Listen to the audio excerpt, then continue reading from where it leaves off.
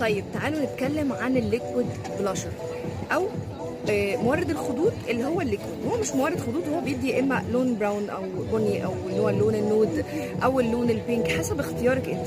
طبعا ماي سينما موجود كل الدرجات بتاعته، بس انا موجود عندي الاصدار الجديد من الليكويد بلاش. حلو وثباته جميل جدا، ولكن في حاجات تانية جميله برضو. نيرس برضو من حاجات 4 درجات بتوعه موجودين.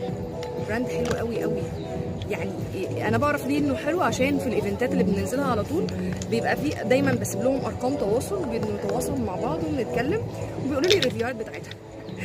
فالنيرس ده يا رب ربنا يستر، بس نيرس حلو قوي الوانه، ودي درجاته 1 2 3 4 دي درجاته. طبعا متطلب من اللينك في البايو او دايركت مسج او الرقم، هحاول اسيب لكم الرقم في الفيديو. في الاحلى والاحلى طبعا مش احلى من نيرس بس جميل برضو، الروز بيرد.